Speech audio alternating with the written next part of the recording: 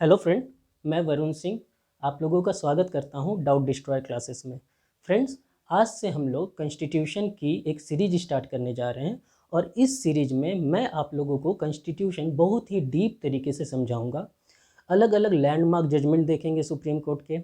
Judgement में क्या verdict था सुप्रीम कोर्ट का, उसको समझने की कोशिश करेंगे।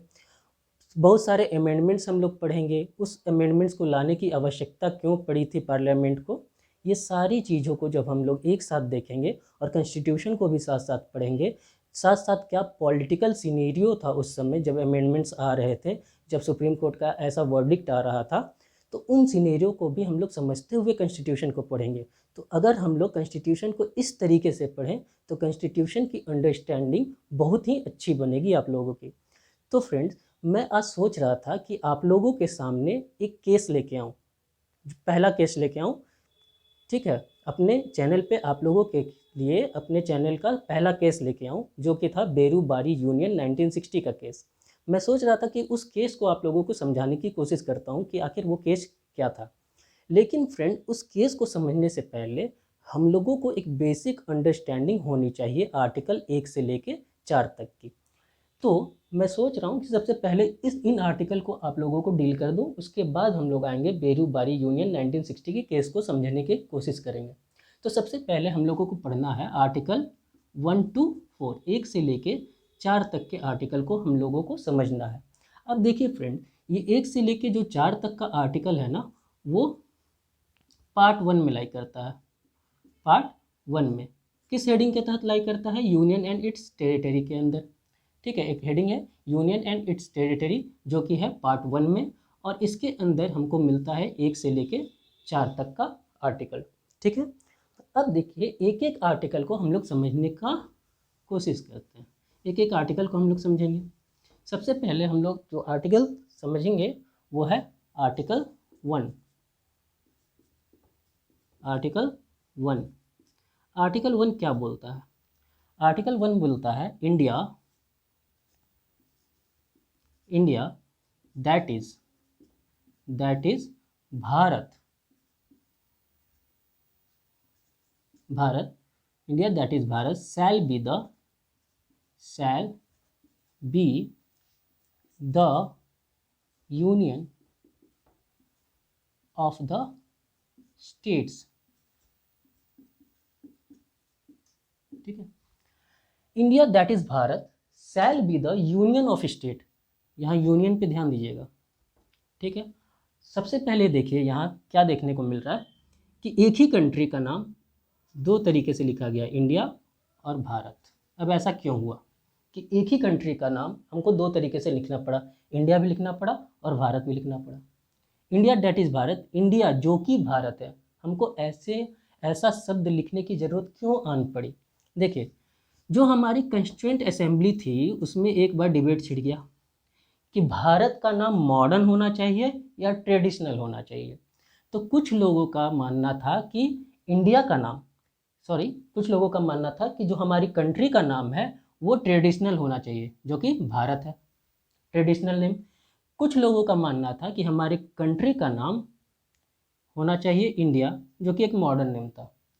ठीक है, तो एक तरह का डिबेट था कंस्टिट्यूएंट असेंबली के अंदर कि भारत होना चाहिए या इंडिया होना चाहिए। ठीक है, तो सहमति बनाने के लिए दोनों पक्षों को सुना गया और दोनों पक्षों की बातों को रखने के लिए ऐसा किया गया ताकि दोनों पक्ष खुश रहें। जो भारत चाहते थे वो भी खुश रहें और जो इंडिया चाहते थे वो भी खुश रहें। इसलिए उन्होंने लिख दिया India that is Bharat, India जो कि भारत है। देखिए फ्रेंड, कॉन्स्टिट्यूशन के अंदर एक कंट्री का दो नाम नहीं हो सकता। ठीक है, एक कंट्री का दो नाम नहीं हो सकता, इसलिए इंडिया एंड भारत हम नहीं लिख सकते थे। इसलिए हमने लिखा India that is Bharat, India जो कि भारत है। ठीक है, shall be the union of state, यहाँ शैल बोल रहा है, यहाँ पे ध्यान दीजिए, शैल यानी ये कंपल्सन है। शैल का मतलब कंपल्सन है कि इंडिया यूनियन ऑफ स्टेट्स ही होगा, यानी राज्यों का संघ होगा, यूनियन होगा। ठीक है, स्टेट्स का। ये शैल वर्ड ये डिनोट कर रहा है कि ये कंपल्सन है कि इंडिया यूनियन होगा, किसका? स्टेट का, संघ होगा। इस चीज़ को हम लोग अभी समझेंगे। कहने का मतलब क्या है, क्या कहना चाह रहा है ये। देखिए, जैसा कि हम लोग जानते हैं कि हमारा कॉन्स्टिट्यूशन फेडरल स्ट्रक्चर का है। कैसा स्ट्रक्चर है हमारे कॉन्स्टिट्यूशन का? Federal structure. ठीक है, फेडरल स्ट्रक्चर है हमारे कॉन्स्टिट्यूशन का। अब फेडरल स्ट्रक्चर कहने का मतलब क्या है? देखिए, कुछ लोग अभी वीडियो को जब देखेंगे तो वो बोलेंगे कि नहीं, हमारा कंट्री तो फेडरल स्ट्रक्चर का नहीं है, वो क्वासी फेडरल है। कुछ लोग बोलेंगे फेडरेशन सू जेनरिस है। वो बात की बातें हैं, मैं उस टॉपिक पे भी आऊँगा कि कैसे क्वासी फेडरल है हमारा कॉन्स्टिट्यूशन, या कुछ लोग बोलते हैं ये फेडरेशन सू जेनरिस है। लेकिन फ़िलहाल जो मेन मुद्दा है कि ये है कि हमारा कंट्री अभी समझने के लिए समझिए कि फेडरल स्ट्रक्चर है। और वाकई में सुप्रीम कोर्ट भी बोली है अपने वर्डिक्ट में कि जो फेडरल स्ट्रक्चर है वो बेसिक स्ट्रक्चर है हमारे कॉन्स्टिट्यूशन का। तो हम लोग मान के चलेंगे कि हमारी कंट्री क्या है, एक फेडरल स्ट्रक्चर पे काम करती है। फेडरल स्ट्रक्चर कहने का मतलब क्या है कि यहाँ पावर का डिवीज़न है, डिवीज़न ऑफ पावर हमको देखने को मिलता है। किसके किसके बीच? यूनियन के बीच, यानी सेंट्रल गवर्नमेंट के बीच, और स्टेट्स के बीच। यूनियन और स्टेट के बीच हमको डिवीज़न ऑफ पावर देखने को मिलता है। और ये डिवीज़न ऑफ पावर हमको साफ साफ कहाँ देखने को मिलता है? शेड्यूल 7। जब कॉन्स्टिट्यूशन का शेड्यूल 7 आप लोग पढ़िएगा तो उसके अंदर हमको डिवीज़न ऑफ पावर देखने को मिलता है। किस तरह से पावर को डिवाइड किया गया उसमें? उसमें लिस्ट बना के पावर को डिवाइड किया गया सब्जेक्ट देके। जैसे देखिए, उसमें यूनियन लिस्ट है, बहुत सारे ऐसे सब्जेक्ट हैं जो यूनियन को दे दिए गए हैं कि भैया आप इसके ऊपर कानून बनाएंगे। स्टेट लिस्ट है, बहुत सारे सब्जेक्ट स्टेट को दे दिए, हर स्टेट को दे दिए गए हैं, सारे स्टेट को सब्जेक्ट है, सारे स्टेट उन सब्जेक्ट पे कानून बना सकता है जो स्टेट लिस्ट में फॉल करता है। तो यूनियन के लिए अलग सा सब्जेक्ट मिल गया है कि भैया आप लोग यूनियन वाले सुनिए, सेंट्रल गवर्नमेंट सुनिए, आप लोग इन सब्जेक्ट पे कानून बना सकते हैं। स्टेट लिस्ट में जो सब्जेक्ट है, स्टेट को बोल दिया गया भैया आप लोग सुनिए, आप लोग इसी सब्जेक्ट पे कानून बना सकते हैं। न यूनियन स्टेट लिस्ट में इंटरफेयर कर सकता है, न स्टेट यूनियन लिस्ट में इंटरफेयर कर सकता है। कुछ कंडीशन ऐसे हैं जब यूनियन स्टेट लिस्ट में इंटरफेयर कर सकता है, स्टेट लिस्ट के अंदर भी कानून बना सकता है, लेकिन उसको अभी हम लोग नहीं समझेंगे। तो सबसे पहले यूनियन लिस्ट को देखेंगे और उसके बाद स्टेट लिस्ट है इसके अंदर, और उसके बाद है कंकरेंट लिस्ट। ठीक है, जिसमें दोनों कानून बना सकते हैं, सेंट्रल गवर्नमेंट भी कानून बना सकती है और स्टेट गवर्नमेंट भी कानून बना सकती है, उसको हम लोग बोलेंगे कंकरेंट लिस्ट। क्लियर है?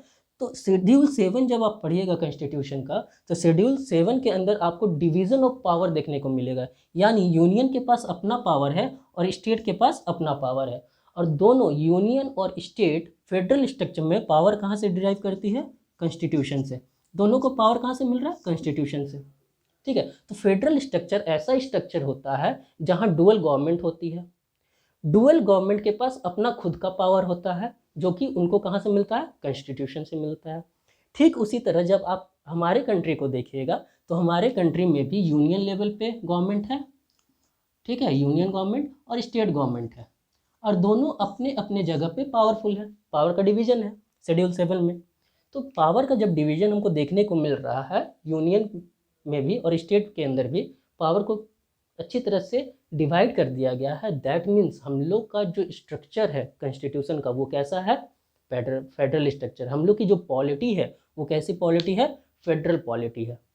तो हम लोग का स्ट्रक्चर तो फेडरल है, लेकिन फेडरल वर्ड कहीं भी यूज नहीं किया गया हमारे कॉन्स्टिट्यूशन के अंदर। बहुत ही इंटरेस्टिंग है ना कि हमारी कंट्री तो फेडरल स्ट्रक्चर पे काम कर रही है, लेकिन ये जो वर्ड है ना फेडरल, वो कॉन्स्टिट्यूशन के अंदर कहीं भी मेंशन नहीं है। ठीक है, उसी तरह आर्टिकल 1 में भी हम लोगों ने यूनियन ऑफ स्टेट्स लिखा, फेडरेशन ऑफ स्टेट्स नहीं लिखा। ठीक है, क्यों नहीं लिखा? अब इसके पीछे क्यों नहीं लिखा? क्योंकि हमको पता है कि अगर हम ऐसा लिख देते हैं तो राज्य सरकार ज़्यादा पावरफुल हो जाएगी। अभी हम समझा रहे हैं कैसे। देखिए, हम अगर बात करें यूएसए की, अगर हम बात करें यूएसए की, तो ये बेस्ट एग्जाम्पल है, ये कंट्री बेस्ट एग्जाम्पल है जो फेडरेशन को बहुत ही अच्छी तरीके से फॉलो करता है। सबसे करीब अगर फेडरेशन के कोई है तो यूएसए है, यानी यूएसए एक फेडरल कंट्री है, ट्रू फेडरल कंट्री है। अब यूएसए कैसे ट्रू फेडरल है? देखिए क्या हुआ, अमेरिका एक कंट्री था, ठीक है, अमेरिका एक कंट्री था। 1776 में क्या होता है, 13 ब्रिटिश अलायंस के स्टेट खुद को इंडिपेंडेंट घोषित कर देते हैं। और जब ये खुद को इंडिपेंडेंट घोषित कर देते हैं, उसके बाद ये अमेरिका से जाके मिलना चाहते हैं। ये 13 स्टेट किससे जाके मिलना चाहते हैं? अमेरिका के साथ जाके मिलना चाहते हैं। अब ये जो 13 स्टेट थे वो एक एग्रीमेंट के थ्रू अमेरिका के साथ मिले थे। ठीक है, एक एग्रीमेंट के थ्रू अमेरिका के साथ मिले, दोनों के बीच एग्रीमेंट हुआ और वो जाके अमेरिका के साथ मिल गए। ठीक, अब यहाँ जो सिस्टम है, देखिए क्या सिस्टम है कि ये एक दूसरे के करीब आ रहे हैं, सब एक साथ आ रहे हैं, सब एक साथ आ रहे हैं। बहुत सारी कंट्री एक साथ आके एक नया कंट्री बना रही है। ठीक है, यूनाइट हो रही है, बहुत सारी कंट्री एक साथ यूनाइट हो रही, सामने आके एक साथ यूनाइट हो रही, क्लोज आके एक साथ यूनाइट हो रही है। इसलिए इस तरह के जो फेडरेशन है, ये इस तरह का जो फेडरल मॉडल है, उसको हम लोग बोलते हैं क्या? Coming together federation. Coming together federation, क्योंकि यहाँ बहुत सारी कंट्री आपस में आ रही है, एक साथ आ रही है, तो इस तरह के मॉडल को हम लोग क्या बोलते हैं? फेडरेशन के मॉडल को कमिंग टुगेदर फेडरेशन। ठीक है, अब यहाँ क्या है अमेरिका में ना कि स्टेट भी बहुत ज़्यादा पावरफुल है, स्टेट भी बहुत ज़्यादा पावरफुल है, और इवन सेंटर से ज़्यादा पावरफुल वहाँ स्टेट्स है। ठीक है, लेकिन इंडिया में ऐसा नहीं है। इंडिया में सेंट्रल गवर्नमेंट सबसे ज़्यादा पावरफुल है, लेकिन वहाँ स्टेट गवर्नमेंट अपने आप में भी बहुत ज़्यादा पावरफुल है और सेंट्रल गवर्नमेंट भी पावरफुल है। क्लियर है? यहाँ स्टेट चाहे तो सिसीड कर सकती है, क्योंकि एग्रीमेंट के अंदर नहीं लिखा हुआ था कि कितने सालों के लिए हम लोग एक साथ मिल रहे हैं। तो यहाँ जो स्टेट है वो बाहर निकल सकती है, फेडरेशन के बाहर निकल के खुद को इंडिपेंडेंट घोषित कर सकती है, क्योंकि उस एग्रीमेंट में ये नहीं लिखा था कि हम लोग कितने सालों के लिए आपस में आके मिल रहे हैं। ठीक है, एक फेडरेशन हम लोग कितने सालों के लिए बना रहे हैं उस एग्रीमेंट में नहीं लिखा था, लेकिन दोनों के बीच एग्रीमेंट हुआ था कि हम आप में मिलना चाहते हैं। ठीक है, मुझे आपकी सपोर्ट चाहिए, और इस तरह से यूएसए बना था, फेडरल स्ट्रक्चर यूएसए का इस तरह से बना था। तो ये क्या है? Coming together federation. इसमें स्टेट के पास ये पावर नहीं है कि वो सिसीड कर जाए, यानी फेडरेशन से बाहर निकल जाए। ये पावर यहाँ हो सकती है, लेकिन इंडिया के अंदर वैसा पावर नहीं है। तो यहाँ स्टेट्स को पावर हो सकता है कि वो सिसीड कर जाए, क्योंकि जो एग्रीमेंट था उसके अंदर ये नहीं लिखा था कि कितने सालों के लिए ये आपस में आके मिल रही है। ठीक है, ये एक तरह का फेडरेशन है। अब इंडिया में कैसा फेडरेशन है? देखिए इंडिया का जो फेडरल सिस्टम है वो कैसा है। हम लोग देखें, यहाँ कमिंग टुगेदर फेडरेशन था। इंडिया का जो फेडरल मॉडल है ना, वो लिया गया है कनाडा से, कनाडा से लिया गया है। ठीक है, कनाडा से लिया गया इंडिया का फेडरल मॉडल। देखिए कनाडा में क्या सिस्टम है। कनाडा एक बड़ी कंट्री थी। ठीक है, कनाडा एक बड़ी कंट्री थी, तो एडमिनिस्ट्रेशन को आसान बनाने के लिए उस बड़ी कंट्री को छोटे छोटे स्टेट्स में डिवाइड कर दिया गया, छोटे छोटे स्टेट्स में डिवाइड कर दिया गया, और हर स्टेट के अंदर एक स्टेट गवर्नमेंट को बैठा दिया गया जो कि पावरफुल होगा। लेकिन यहाँ जो यूनियन गवर्नमेंट है वो ज़्यादा पावरफुल है in comparison to state government. तो यूनियन गवर्नमेंट के पास भी अपना पावर है यहाँ पे, और स्टेट गवर्नमेंट के पास भी अपना पावर है। और कनाडा ने ऐसा क्यों किया था? एडमिनिस्ट्रेशन को आसान बनाने के लिए। ठीक है, तो वहाँ भी स्टेट गवर्नमेंट लाई करती है और यूनियन गवर्नमेंट लाई करती है। इसी मॉडल को इंडिया ने अडॉप्ट किया है। इंडिया किस मॉडल को अडॉप्ट किया? कनाडा के फेडरल मॉडल को अडॉप्ट किया है। ठीक है, अब देखिए इंडिया में क्या है, इंडिया में भी सेम सिस्टम है। यहाँ के भी कंट्री बड़ी थी, तो एडमिनिस्ट्रेशन को आसान बनाने के लिए इंडिया को भी डिवाइड किया गया छोटे छोटे स्टेट्स के अंदर, छोटे छोटे स्टेट्स के अंदर। ठीक, जैसे ये इंडिया है, छोटे छोटे स्टेट के अंदर डिवाइड किया गया। यहाँ बैठी है भाई यूनियन गवर्नमेंट जो कि बहुत ज़्यादा पावरफुल है, और सारे स्टेट के अंदर स्टेट गवर्नमेंट है। ठीक है, स्टेट गवर्नमेंट है। ठीक, तो इंडिया का जो ये स्ट्रक्चर है, ये फेडरल स्ट्रक्चर जो इंडिया का है वो क्या है? Holding together federation. ये देखिए हर स्टेट आपस में एक दूसरे को पकड़ा हुआ है, यूनियन गवर्नमेंट हर स्टेट को पकड़ी हुई है, यानी होल्ड कर रहा है, यानी होल्ड करना है यहाँ पे, इसलिए इसको बोलते हैं क्या? Holding together federation. अमेरिका का फेडरेशन कैसा था? वो था कमिंग टुगेदर फेडरेशन। ये क्या है? होल्डिंग टुगेदर, एक दूसरे को पकड़ के रखेंगे, छोड़ेंगे नहीं। तो यहाँ स्टेट के पास ये पावर नहीं है कि वो यूनियन से बाहर निकल जाए और एक अपना इंडिपेंडेंट कंट्री बना ले। स्टेट के पास यहाँ सेटेजिंग पावर नहीं है। अमेरिका में ये हो सकता था, लेकिन इंडिया में बिल्कुल भी ये पावर नहीं है स्टेट के पास कि वो यूनियन से सिसीड करके बाहर निकल जाए और अपना एक इंडिपेंडेंट स्टेट बना ले। ये पावर इंडिया के पास नहीं है। तो वही डॉक्टर भीमराव अंबेडकर ने तर्क देते हुए कहा था कि मैंने यूनियन ऑफ द स्टेट्स क्यों यूज किया, भले मैंने फेडरेशन ऑफ द स्टेट क्यों नहीं यूज किया, मैंने फेडरेशन वर्ड क्यों नहीं यूज किया, ठीक है, इस फ्रेज में मैंने यूनियन ऑफ द स्टेट क्यों लिखा, फेडरेशन ऑफ द स्टेट क्यों नहीं लिखा। तो उन्होंने दो तर्क दिया। पहला तर्क दिया कि इंडिया का जो फेडरल सिस्टम है वो किसी एग्रीमेंट का हिस्सा नहीं है, वो एक एग्रीमेंट के थ्रू नहीं आया। इंडिया का जो स्टेट बना है वो एक कोई एग्रीमेंट के थ्रू नहीं बना है। पहला पॉइंट उन्होंने ये बताया। दूसरा पॉइंट बताया कि इंडिया का जो स्टेट है उसके पास सिसीडिंग पावर नहीं होगा, यानी वो यूनियन से बाहर नहीं निकल सकती, जब भी रहेगी यूनियन के साथ ही एग्जिस्ट करेगी। ठीक है, चलिए, ये था डॉक्टर भीमराव अंबेडकर ने जो बात बोला था।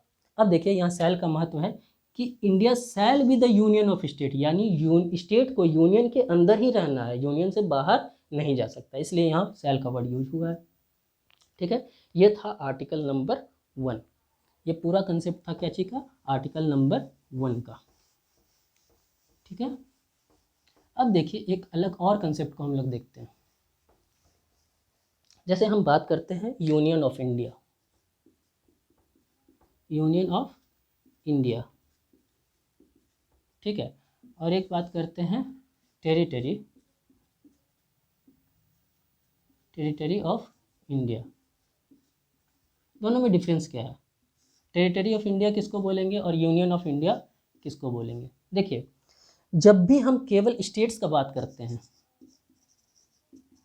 जब भी हम केवल स्टेट्स का बात करते हैं, अभी कितने स्टेट हैं, 28, ये 28 स्टेट मिलके, ये 28 स्टेट मिलके जब आपस में मिलेगा तो वो बनाता है यूनियन ऑफ इंडिया को। यानी जब हम यूनियन ऑफ इंडिया की बात कर रहे होते हैं तो हम सिर्फ वो 28 स्टेट के बारे में बात कर रहे होते हैं। लेकिन ये कंसेप्ट टेरिटरी ऑफ इंडिया का कंसेप्ट जो है ना वो थोड़ा वाइडर कंसेप्ट है, ये नैरो कंसेप्ट है, क्योंकि ये सिर्फ स्टेट के बारे में बात कर रहा है। लेकिन टेरिटरी ऑफ इंडिया एक वाइडर कंसेप्ट है, क्योंकि यहाँ सिर्फ स्टेट्स की बात नहीं होती, उसके साथ क्या जुड़ता है, यहाँ स्टेट्स भी रहते हैं, स्टेट्स की भी बात होती है, यूनियन टेरिटरी की बात भी होती है। देखिए, स्टेट की बात भी हो रही है और यूनियन टेरिटरी की भी बात हो रही है। और क्या चीज़ की बात हो रही है, टेरिटरी जो कि एक्वायर करेगा कौन, गवर्नमेंट ऑफ इंडिया। कभी भी फ्यूचर में कभी भी जो नया टेरिटरी एक्वायर करेगा उस टेरिटरी को भी हम लोग इंक्लूड कर देंगे टेरिटरी ऑफ इंडिया में, जो फ्यूचर में गवर्नमेंट एक्वायर करेगी। ठीक है, हमारी जो गवर्नमेंट है ना वो संप्रभु है, ठीक है, वो संप्रभु नेचर की गवर्नमेंट है। ठीक, तो जो गवर्नमेंट संप्रभु होती है उसके पास ये शक्ति होता है कि वो अपना डिसीजन खुद से ले सके। ठीक है, वो सारा डिसीजन खुद से ले सकता है। तो इंडिया एक संप्रभु कंट्री है, इसलिए वो टेरिटरी को एक्वायर भी कर सकती है। अगर फ्यूचर में कोई नया टेरिटरी एक्वायर करती है तो वो टेरिटरी भी किस में कंसीडर किया जाएगा, टेरिटरी ऑफ इंडिया में ही कंसीडर किया जाएगा। तो बेसिकली जो टेरिटरी ऑफ इंडिया का कंसेप्ट है वो थोड़ा वाइडर कंसेप्ट है, क्योंकि इसके अंदर इंक्लूड हो जाते हैं स्टेट, यूनियन टेरिटरी और territory acquired by government of India in future. Clear है ना।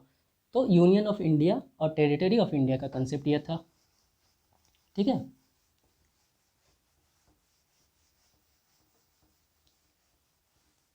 अब हम लोग आते हैं आर्टिकल 2 को।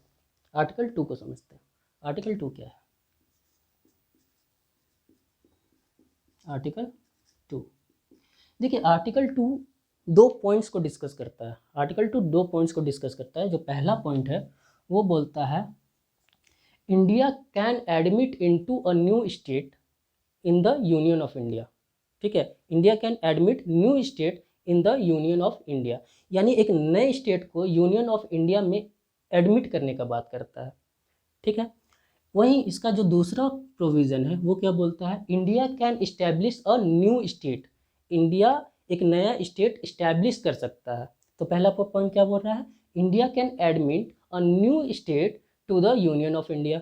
दूसरा पॉइंट क्या बोल रहा है, India can establish a new state. अब इसको समझते हैं क्या है। देखिए, जो पहला पॉइंट बोलता है India can admit a new state to union of India, यानी यूनियन ऑफ इंडिया में एक नया स्टेट को एडमिट कर सकता है कौन, इंडिया। ठीक है ना। अब किस तरह का स्टेट होना चाहिए?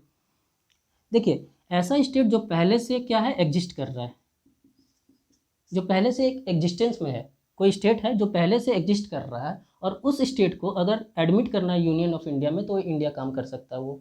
लेकिन स्टेट क्या होना चाहिए, पहले से एग्जिस्ट कर रहा हो, ऐसा नहीं कि वो स्टेट पहले से एग्जिस्ट नहीं कर रहा हो। क्लियर? तो ऐसी स्टेट जो पहले से एग्जिस्ट कर रही है, जो यूनियन ऑफ इंडिया के बाहर है, पहले से एग्जिस्ट कर रही है, उसको अगर यूनियन ऑफ इंडिया में मिलाना है तो वो काम कर सकती है कौन? इंडिया, आर्टिकल 2 के मदद से। अब दूसरा पॉइंट क्या बोलता है, India can establish a new state. इसका दूसरा पॉइंट क्या बोलता है, India can establish a new state.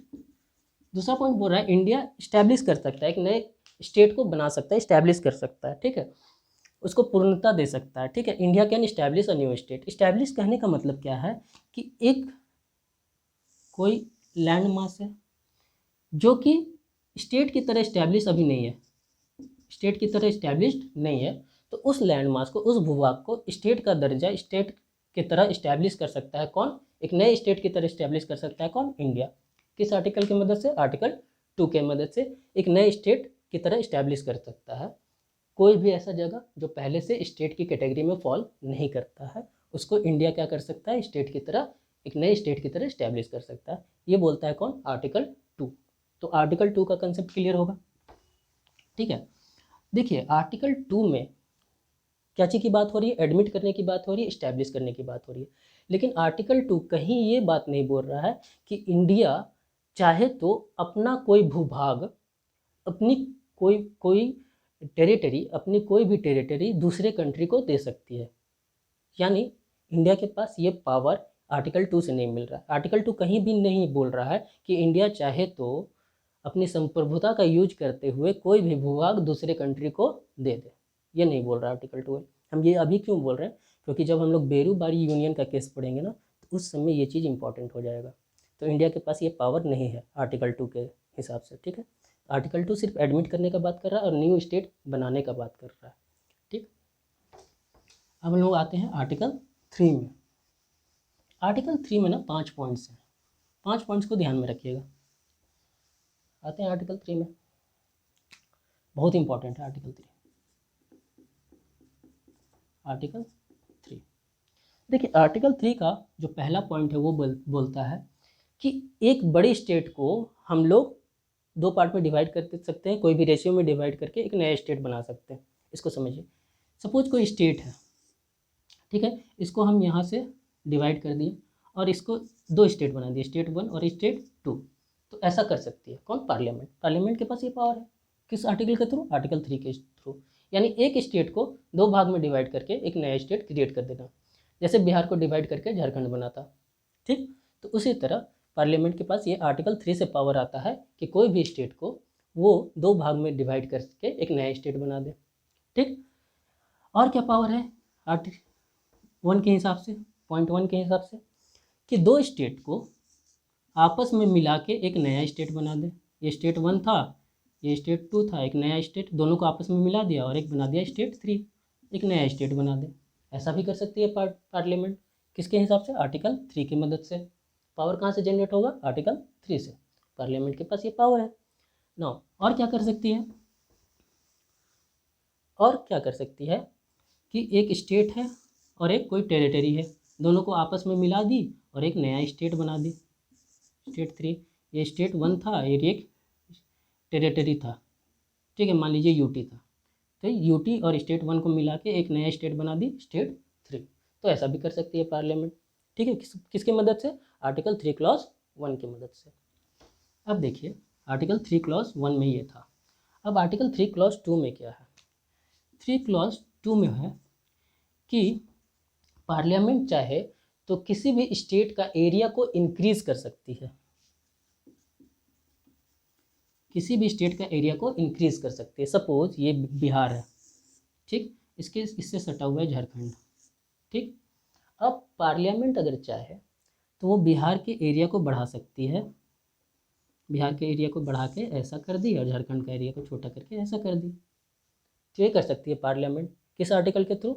Article 3 clause 2 के थ्रू किसी भी एरिया को बढ़ा सकती है, किसी भी स्टेट का एरिया को बढ़ा सकती है। ठीक, आर्टिकल 3 क्लॉज 3 क्यों बोल रहा है, और ये बहुत इंपॉर्टेंट है आर्टिकल 3 क्लॉज 3। ठीक है, वेरी बारी यूनियन को समझने के लिए। अब 3 क्लॉज 3 क्या बोलता है, डिमिनिश कर सकती है, छोटा कर सकती है, डिमिनिश कर सकती है, किसी भी स्टेट का एरिया को डिमिनिश कर सकती है, छोटा कर सकती है।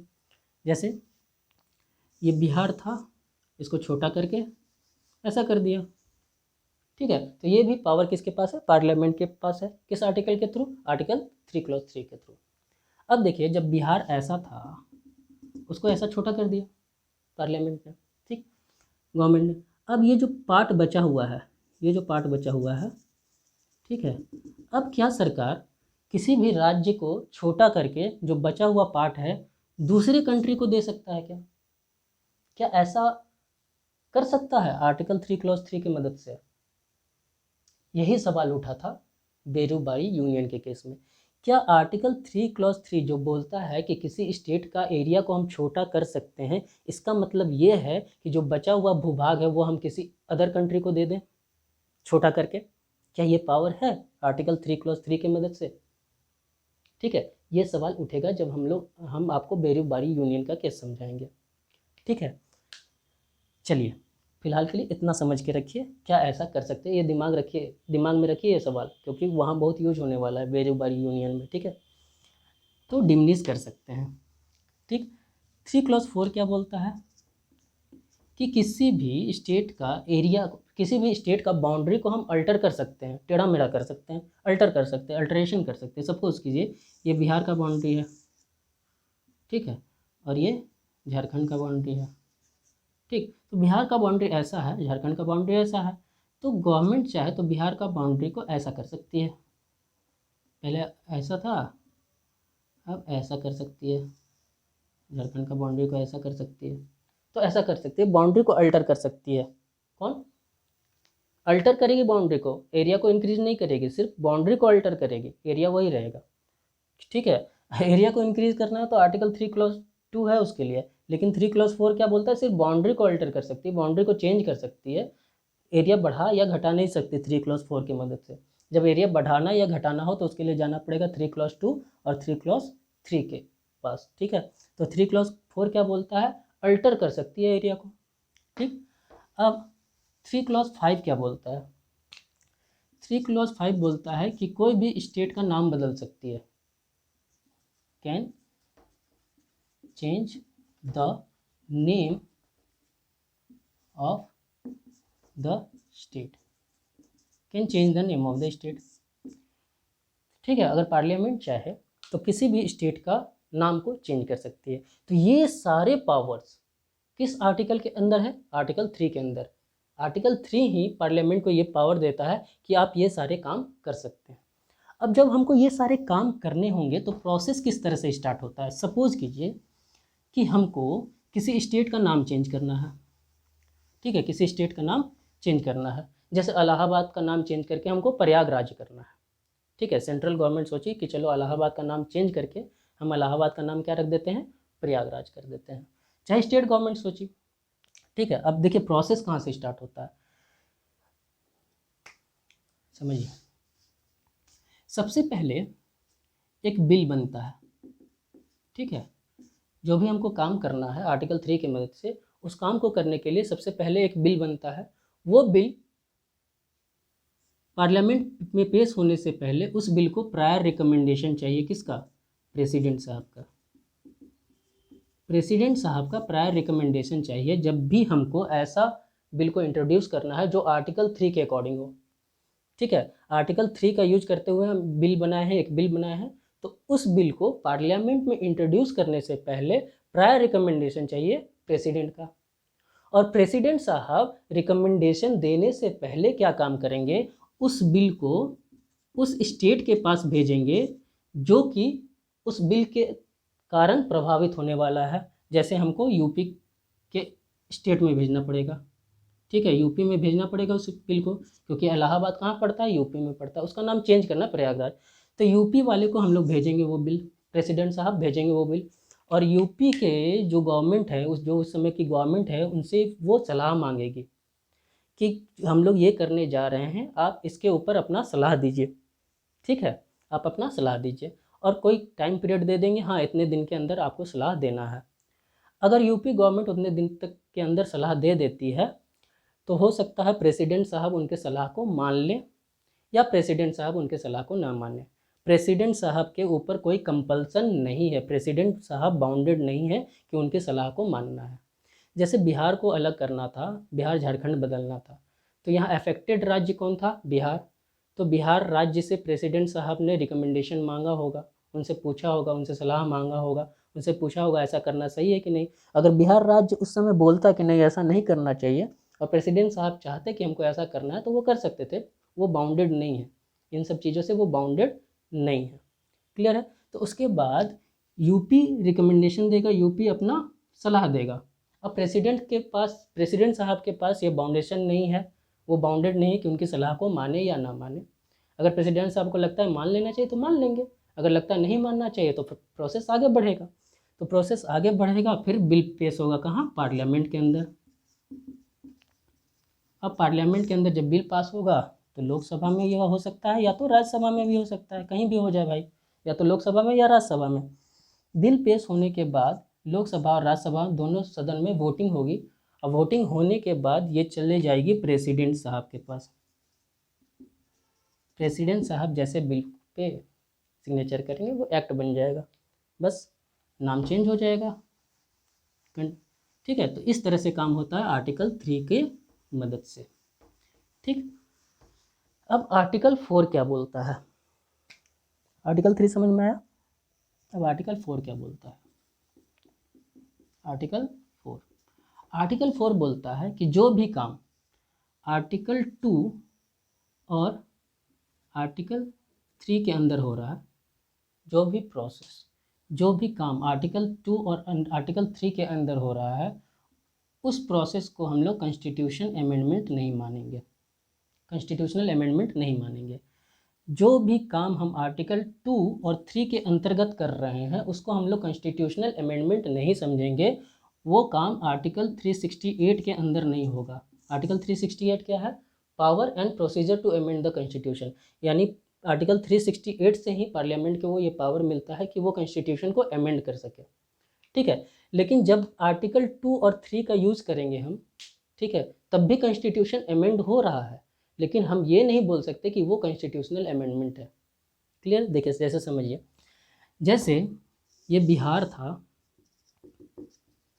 ठीक है, अब बिहार को 2 भाग में डिवाइड करना है, तो एक बिहार रह जाएगा और एक बन जाएगा क्या? झारखंड।